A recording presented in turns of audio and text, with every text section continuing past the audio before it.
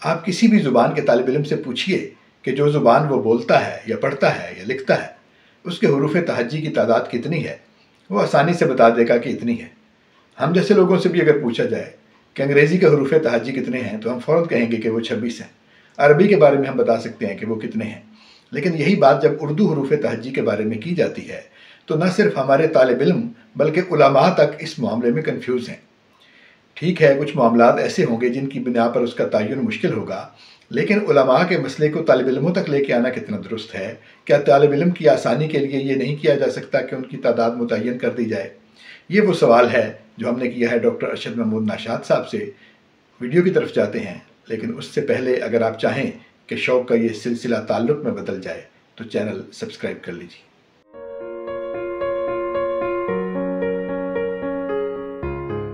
السلام علیکم، عابد سیال حاضر ہے ادارہ اردو کے سلسلے ایک سوال کے ساتھ، اور جناب ڈاکٹر ارشد محمود ناشاط صاحب کی خدمت میں حاضر ہوں ایک سوال کے جواب کی تلاش میں۔ سر بہت شکریہ، آپ کا بہت شکریہ، وقت عنایت کیا آپ نے۔ سوال جو ہے سر وہ ایک بہت بنیادی معاملے کی طرف ہے۔ تھوڑی بات میں نے انٹرو میں بھی کی کہ جب ہم انگریزی کے بارے میں کسی طالب علم سے، کسی بڑے سے پوچھتے ہیں کہ اس کے حروف تہجی کتنے ہیں تو فوری طور پہ ہمیں وہ کہتا ہے 26۔ لیکن یہی سوال جب ہم اپنی زبان کے حروف تہجی کے بارے میں کرتے ہیں، اردو کے بارے میں، تو بات کہیں 34 36 سے شروع کر کے 54 تک، اور اب بعض اوقات 56 تک پہنچ گئی، اور درمیان میں بہت سے پڑاؤ بھی آئے، اور ابھی تک بھی ہم واضح طور پہ، یعنی مقتدرہ نے کتاب چھاپ دی ہے، اس میں کہا ہے کہ 54 ہے، تو وہاں تک چلے ٹھیک ہے، لیکن اس کے باوجود جو ایک ڈاؤٹ ہے وہ پھر بھی موجود ہے۔ تو اس کی کیا وجہ ہے کہ اردو کے حروف تہجی کو اسٹیبلش کرنے میں، ان کی گنتی کرنے میں یہ معاملات کیوں ہیں، اور کیا اس کا کوئی حل ایسا ہونا چاہیے کہ کسی ایک شے پر ہم متفق ہو سکیں؟ جی بہت شکریہ۔ آپ بظاہر بہت آسان سا سوال کرتے ہیں، لیکن اس کا جواب بہت مشکل ہوتا ہے دینا۔ یعنی یہ بالکل اس طرح کا سوال ہے کہ بے کو بے کیوں کہتے ہیں اور جیم کو جیم کیوں کہتے ہیں۔ یہ بظاہر تو بہت آسان سوال ہے، لیکن اس کا جواب تلاش کرنے میں بہت دقت ہوتی ہے۔ دیکھیں، آپ نے بہت اچھی بات کی کہ بعض زبانوں کا، مثلاً ہم کہتے ہیں کہ عربی کے حروف تہجی اتنے ہیں یا انگریزی کے حروف تہجی کی تعداد اتنی ہے، یہ معین ہے، طے شدہ ہے۔ اردو کے حوالے سے ایسا ہم نہیں کہہ سکتے، اور ہمارے جو علماء ہیں، ہمارے جو معاملات زبان کو جاننے والے لوگ ہیں، وہ اس پر متفق نہیں ہیں۔ اس کی کچھ وجوہات ہیں۔ ایک یہ کہ باقی زبانوں سے اردو کا مزاج، اس کی تشکیل کچھ مختلف ہے۔ ایک تو اس پر مختلف زبانیں سایہ فکن ہیں، اور ان ساری زبانوں سے اس نے کسب فیض کیا ہے۔ کسب فیض ہی نہیں کیا بلکہ ان کو ساتھ لے کر چلی ہے۔ جو ہماری یہاں کی پراکرتیں تھیں ان کا فیضان، پھر یہاں کی جو باقاعدہ زبانیں تھیں ان کا اثر، پھر مسلمانوں کی آمد کے ساتھ عربی، فارسی، ترکی کا اثر، پھر انگریزوں کے آنے کے بعد انگریزی اور دوسری زبانوں کا، مغربی زبانوں کا اثر بھی اس پر پڑا۔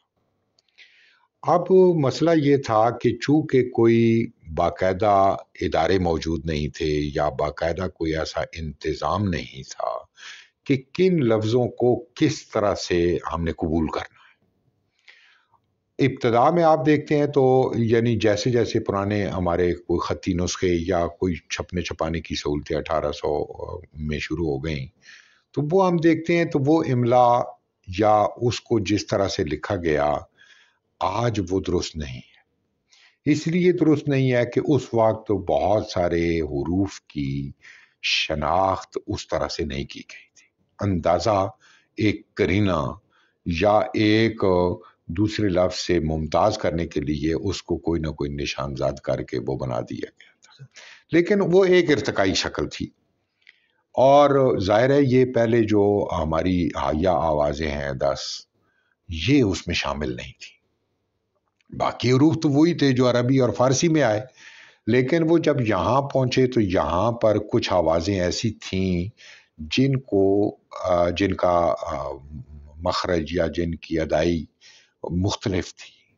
اب تے اور ٹے میں کوئی فرق تھا. وہ یہاں کے باخبر جو لوگ تھے، لکھنے پڑھنے والے، زبان کا وقوف رکھنے والے، انہیں اس کا ادراک تھا. اب ادراک تھا لیکن وہ اس کو کوئی ایسی شکل نہیں دے سکے. مطلب علامتی اظہار کرتے رہے، کبھی اس پر 4 نقطے لگا دیے، کبھی اس پر 2 نقطوں کے اوپر ایک توئے کی شکل لگا دی تے سے ممتاز کرنے کے لیے. اسی طرح ڈال کے ساتھ معاملہ تھا، اڑے کے ساتھ معاملہ تھا. جو یہاں کی یعنی اصوات تھیں ان کو لکھنے کے لیے انہی اب آپ ڈکشنریاں دیکھیں گے تو اس میں بھی کہ رائے ہندی، یعنی اس طرح سے یہ شناخت ہے اس کی کہ اس سے مراد اڑے ہے، یا ڈال ہندی تو ڈال اس سے مراد ہے. تو کہنے کا مقصد ہے کہ ان لوگوں نے اپنے طور پر یہ کام کرتے رہے جیسا بن پڑا، لیکن چونکہ کوئی قاعدہ کلیہ قانون یا کوئی واضح شکل نہیں تھی اس لیے اس پر اتفاق نہیں ہوا. اور جب ہم دیکھتے ہیں کہ یہ غالب تک بلکہ بعد تک سر سید اور ان کے رفقا تک اور 20ویں صدی کے ربع اول تک یہ چلن رہا. ہمارے جو پرانے لکھنے پڑھنے والے لوگ تھے، پرانے مزاج کے جو سرگشتہ خمار رسوم و قیود قسم کے لوگ تھے، وہ اس پر یعنی قائم رہے. اور اس کے بعد جب پاکستان کے قیام کے بعد بھی یہ ہمیں بعض اوقات پرانے لوگوں کے ہاں دیکھنے کو ملتا ہے. مثال کے طور پر جب ہم دیکھتے ہیں کہ جو اعراب ہیں وہ بالحروف پہلے استعمال ہوتے تھے، اوس، ادھر، وہ ہاں جی کیدھر. تو بعد میں ظاہر ہے وہ وقوف ہو گیا کہ اس کو علامتوں کے ساتھ ظاہر کیا جائے، حروف کے ساتھ ظاہر نہ کیا جائے. تو اس پر یعنی ایک بڑے طبقے نے اس پر عمل پیرا ہو گئے، لیکن اکا دکا مثالیں ایسی مل جاتی ہیں جو اب بھی اس پر. اسی طرح اب ایک لفظ ہے پہنچنا یا پہنچ، تو اس کو وہ واو کے ساتھ لکھا جاتا تھا. اور اسی طرح تو گزارش کرنے کا مقصد یہ تھا کہ جب تک بے خبری تھی تب تک مسائل اور تھے. اب جب خبر آ گئی، ایک چیز طے ہو گئی کہ جو گاف ہے اس کے 2 مرکز ہوں گے اور کاف سے وہ الگ آواز ہے. یائے معروف جو ہے وہ یہ ہے اور وہ اس طرح کے آوازوں کے لیے ہے، اور یائے مجہول یہ ہے اس طرح کی آوازوں کے لیے. تے اور ٹے میں یہ فرق ہے اور اس کی اب شکل یہ رہے گی. اس پر اتفاق ہو گیا. یعنی جو حیا آوازیں تھیں پہلے ان کو کہا گیا کہ یہ 2 حرفوں کا مرکب ہے، پھر ان کو کہا گیا کہ نہیں یہ مفرد آواز ہے، 6 کی آواز مفرد ہے، یا تھے کی یا پھے کی آواز جو ہے یہ مفرد آواز ہے.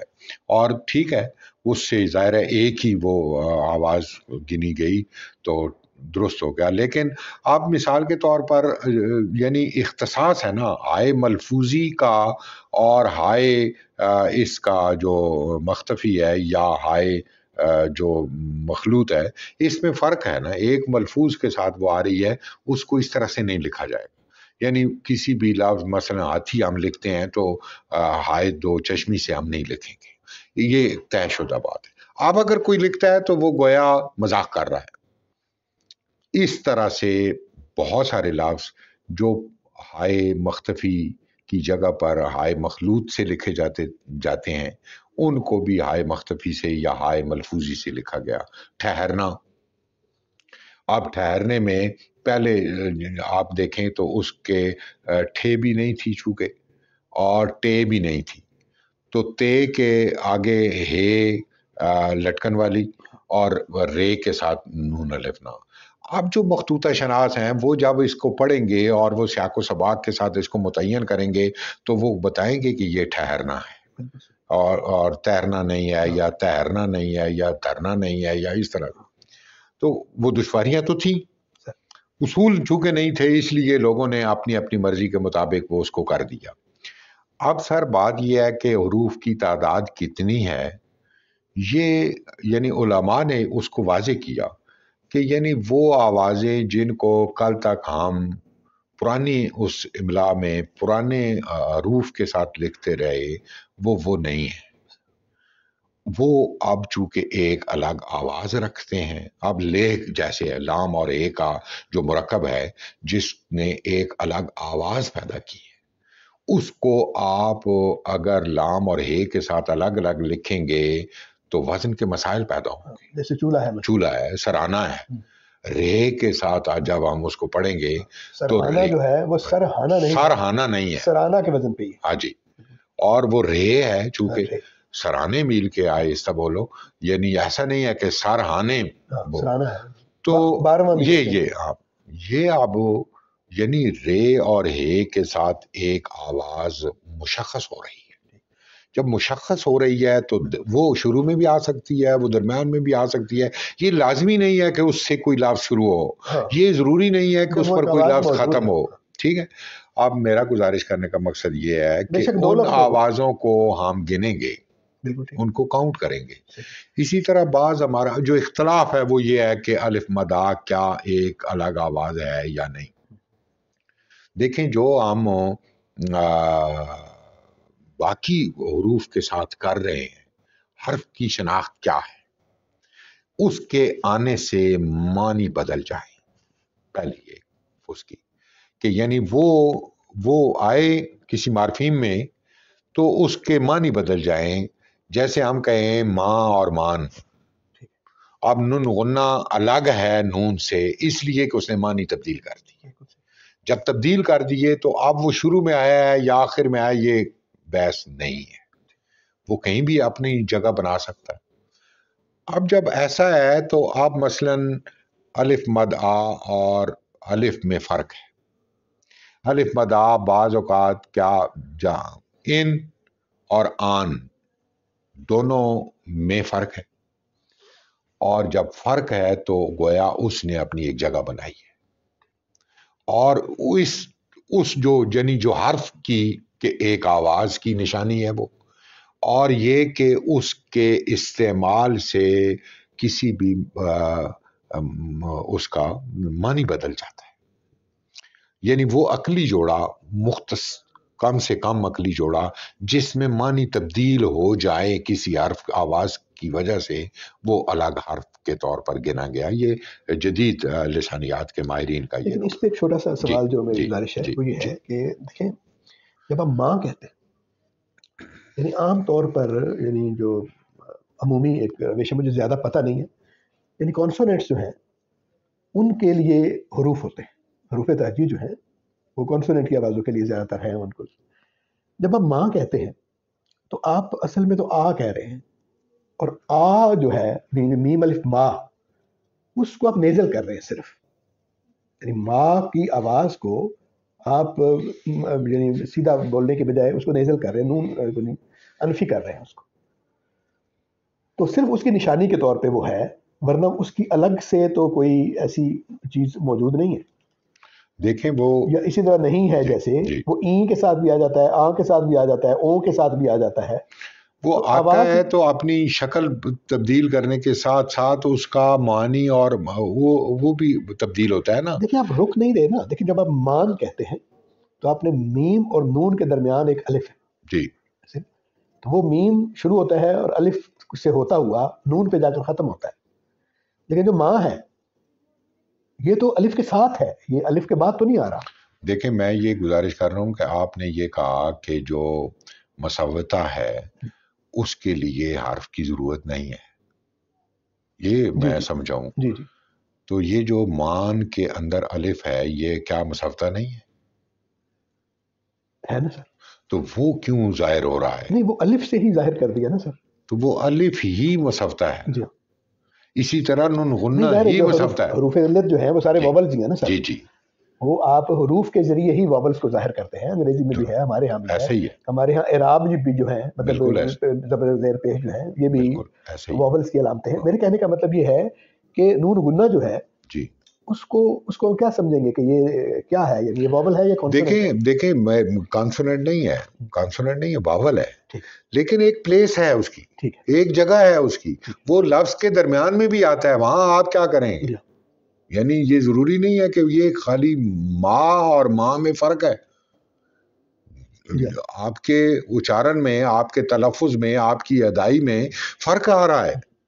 جب فرق آ رہا ہے تو ایک نئی آواز شامل ہو رہی ہے، نازل ہے یا وہ غنہ کی آواز ہے. اس کو آپ نے کسی نہ کسی طریقے سے میئر کرنا ہے، ماپنا ہے، تولنا ہے، اور تول لیا تو اس کو کہیں اظہار کے لیے جگہ دینی ہے.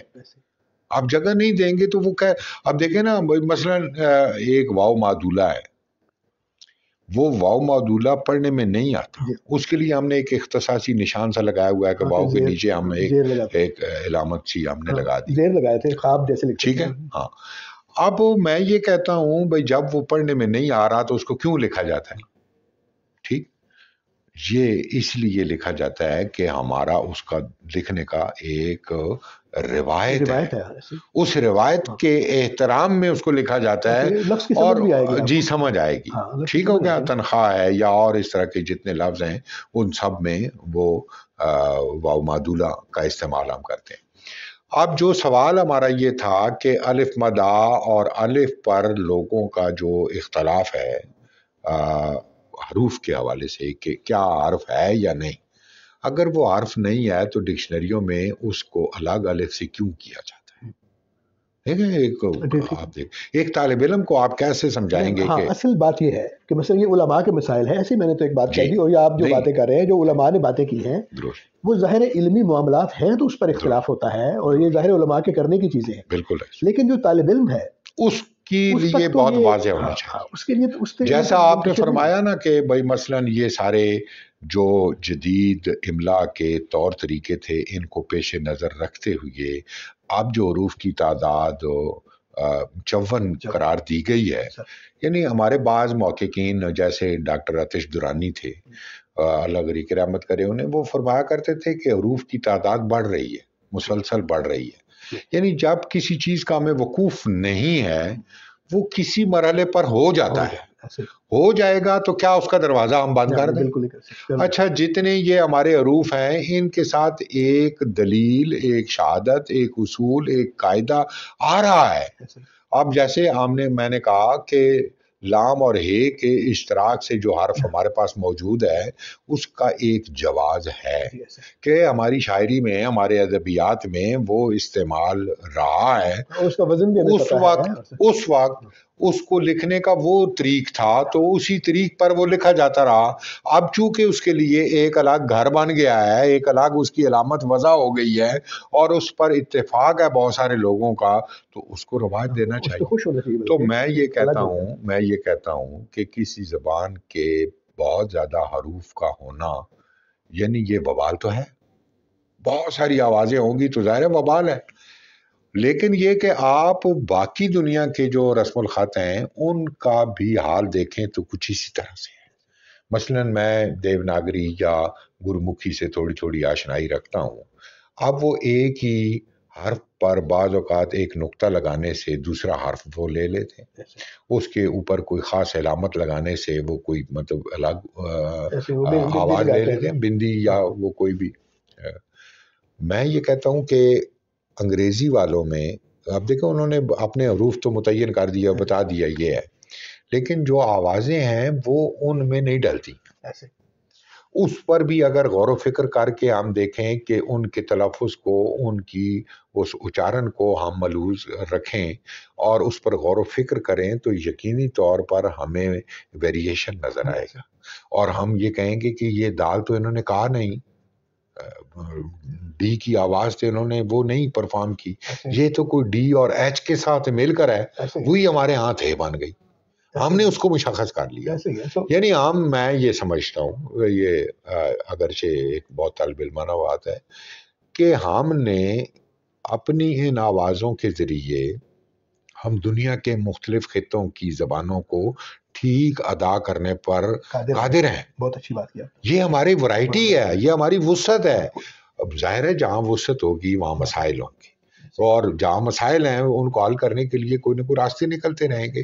تو یعنی یہ جو 54 حروف ہیں، اگر حروف تہجی میں پٹی میں 54 حروف ہیں، ممکن ہے وہ جیسے آتش صاحب فرمایا کرتے تھے کل کوئی اور وہ جیسے یہ آپ نے دیکھا یہ ہمارے جو چیزیں عناصر ہیں وہ بڑھ رہے ہیں ان کی تعداد میں اضافہ ہو رہا ہے بڑھ رہا ہے تو وہ کیسے کر لیتے ہیں وہ موجود تو ہیں پہلے سے اب دریافت اب ہو رہے ہیں تو یعنی زبان کا معاملہ بھی بہت پیچیدہ اور بہت وہ ہوتا ہے اس کو ہمیں پیش نگاہ رکھنا چاہیے اور جو ہیں اس وقت موجود ہیں اس پر اگر اتفاق ہو جائے اب مثلا اگر ایک آدمی کھڑا ہو جاتا ہے وہ کہتا ہے کہ یہ جو مقتدرہ نے یا ادارہ فروغ قومی زبان نے یہ جو قاعدہ مرتب کیا ہے یہ درست نہیں ہے اس کے مجھے فلاں اس سے اختلاف ہے تو اس ایک آدمی کا اختلاف انتشار نہیں پیدا کر سکتا وہ ہمیں سوچنا چاہیے اور ان اداروں کو بہت فعال کردار ادا کرنا چاہیے جو اس کو رواج دے سکتے ہیں اور یہ جب ہماری بار بار آئے گا سامنے دیکھیں جس چیز کا پہلے پتہ نہیں تھا اب جیسے میں نے بتایا کہ اس طرح سے لکھی جاتی رہی ہے مختلف زمانوں میں اب وہ معلوم ہے کہ اس کے لکھنے کا یہ رنگ ہے تو آپ ظاہر ہے سارے چھوٹے بچے گاؤں دیہات شہر ہر جگہ پر ہندوستان پاکستان بنگلہ دیش جہاں بھی وہ لکھا جائے گا اسی طرح سے لکھا جائے کیسے ہوا کہ اس کو قبول کر لیا گیا تو میں یہ کہتا ہوں کہ جو حروف تاجی ہیں وہ 54 ہیں ان میں ہم مختلف آوازوں کو بہت اچھے طریقے سے پرفارم کر سکتے ہیں پیش کر سکتے ہیں اپنے لفظ کا صحیح جو وہ ہے تلفظ اس کو ادا کرنے پر قادر ہیں اس پر ہمیں کوئی ندامت نہیں ہونی چاہیے اور یہ نہیں ہونا چاہیے کہ وہ اتنی بڑی زبان ہے اور اس کے حروف تاجی تھوڑے ہیں یا فلاں بہت اللسان ہے اور اس کے حروف بہت تھوڑے ہیں ایسا نہیں ہے ان کو بہت مسائل ہوتے ہیں ظاہر ہے جب انہی 26 حرفوں کے اندر ان کو سب کچھ ادا کرنا پڑتا ہے آپ دیکھیں نا آپ مصر میں جائیں تو وہاں جو عربی بولی جا رہی ہے وہ بہت سارے عرب نہیں سمجھ سکتے اسی طرح آپ مطلب آپ دیکھیں کہ ایرانی بعض خطوں میں یعنی وہ زبان کا اچارن تلفظ ادائی جو ہے وہ مختلف ہے اور وہ پھر پوچھتے ہیں یعنی کیا کہہ رہے ہو یعنی انہیں پھر سوال کر کے اس کی وضاحت کرنا پڑتی ہے میں یہ سمجھتا ہوں کہ یہ ہمارے پاس تو ایک انعام ہے کہ ہمارے ان لوگوں نے اور پھر یہاں پر یہ دیکھیں کہ اگر ہم اس کو کیٹیگرائز کریں تو کچھ لوگ ایسے تھے جن کا ہماری مقامی پراکرتوں زبانوں سے تعلق زیادہ تھا اور انہوں نے اس پر جیسے سہیل بخاری صاحب تھے شوکت سبزواری صاحب تھے یا اس طرح کے ہمارے جو اکابر ہیں ان چیزوں کو بھی وہ سامنے لائے کچھ ایسے تھے جن کا عربی اور فارسی کے ساتھ بہت گہرا تعلق تھا وہ ادھر سے لائے کچھ ایسے تھے جن کا انگریزی اور یورپی زبانوں کے ساتھ تعلق تھا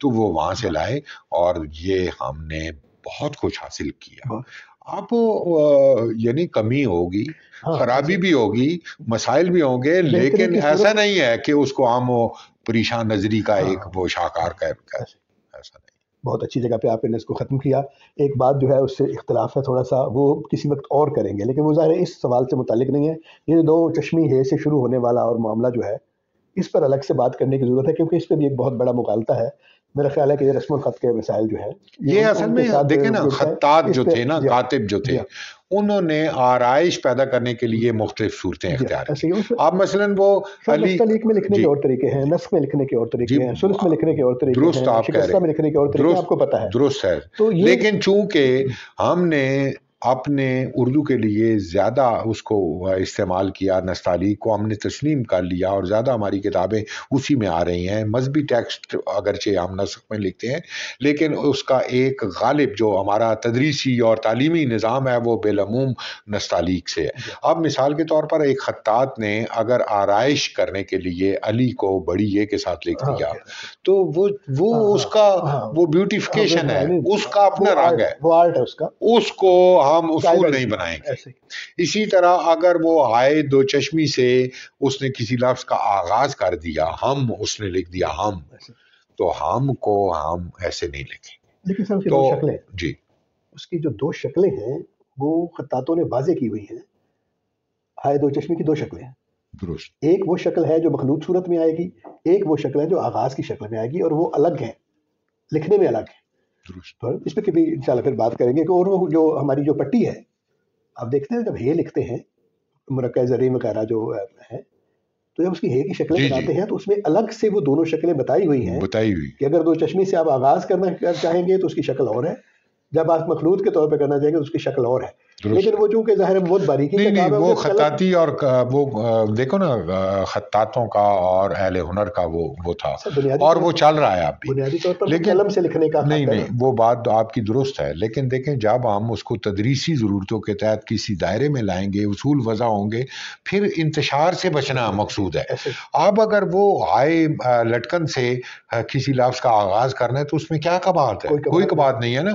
تو پھر کیوں اصرار کیا جائے کہ ہم آئے دو چشمی سے لکھیں گے؟ جو پچھلے لکھے ہوئے کو غلط بھی تو نہیں کہنا چاہیے. نہیں، وہ پیچھے تو ایک روایت تھی جو میں نے کہا بالکل غلط لکھی ہوئی ہیں، جن کو آج ہم بالکل کسی صورت بھی اون نہیں کر سکتے، ان کو بھی ہم غلط نہیں ٹھہرا سکتے، اس لیے کہ وہ اس وقت کا چلن یہی تھا اور اس کو ہم نے قبول کیا اور اسی کی روشنی میں ہم آگے آئے ہیں. اب جب ہم آگے آ گئے ہیں تو ہم پھر پیچھے والی چیزوں کو کیوں اس طرح سے قابو کریں اور یا ان کا اتباع کیوں کریں؟ یعنی جب ہم نے اس سے بہتر ایک شکل یا ایک بہتر فیصلہ ہم نے کر لی. بالکل صحیح. تو بہت سیر حاصل گفتگو ہو گئی اس حروف تہجی کے معاملے پر بھی، اور یہ جو آخری بات تھی اس پر الگ سے بھی کسی وقت ڈاکٹر صاحب سے وقت لے کر بات کریں گے. امید ہے کہ ہمارے دوستوں کو یہ باتیں پسند آئی ہوں گی.